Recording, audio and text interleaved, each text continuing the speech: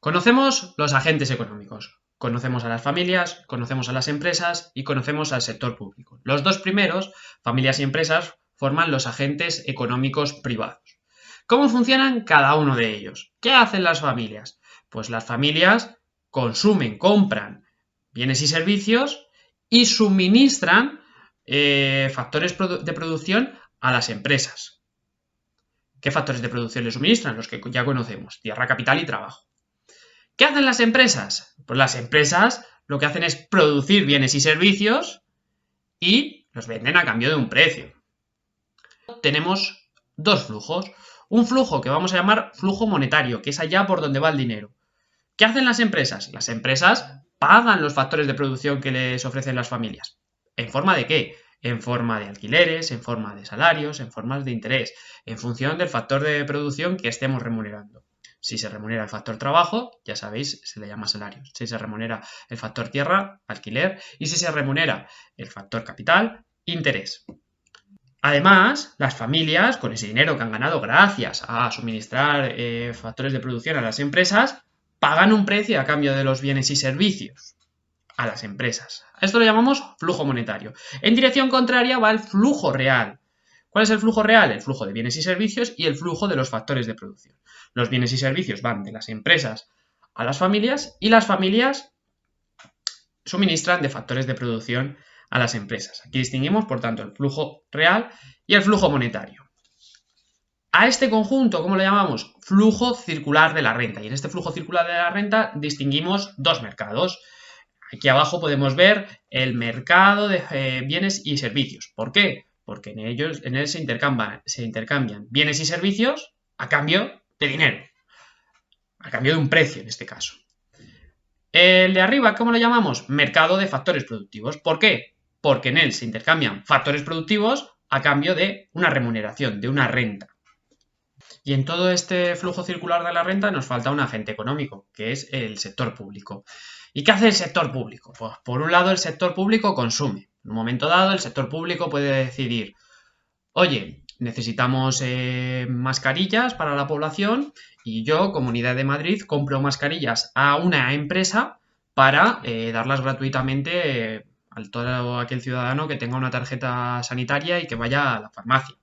Bueno, pues eso es una forma de consumir por parte del Estado. Ahí está actuando como familia. Pero también puede actuar como empresa. ¿Por qué? Porque el Estado también produce bienes y servicios. Presta, por ejemplo, un servicio sanitario en el sistema, a través del sistema de sanidad pública. También lo que hace es que demanda, como una empresa, también demanda factores de producción. Demanda factores de producción a las familias. En este sentido, por tanto, el sector público actúa como familia, consume bienes y servicios, como empresa necesita factores de producción que le pide a las familias y produce bienes y servicios que también suministra a las familias, o que incluso puede suministrar a las empresas en su caso. O sea, del alumbrado público no solamente se benefician las familias, sino que también se puede beneficiar perfectamente una empresa. ¿Qué más hace? Recauda impuestos. ¿Y quién le paga impuestos al sector público? Pues las familias y las empresas. Las familias, por ejemplo, a través del impuesto sobre la renta de las personas físicas, el IRPF, y las empresas a partir del impuesto de sociedades, por ejemplo, el impuesto sobre los beneficios que tiene una empresa. ¿Qué más hace el Estado, el sector público? El Estado del sector público da ayudas. Cuando le da una ayuda a una familia lo llamamos transferencia. Así que el ingreso mínimo vital sería una transferencia que el Estado hace a las familias. Cuando el Estado ayuda a una empresa, le da una subvención, lo llamamos subvenciones. Aparte de todo esto, que todo esto es lo que conocemos como flujo circular de la renta, no podemos olvidarnos de que el Estado también, de alguna manera, regula la actividad económica, pone límites a la actividad económica.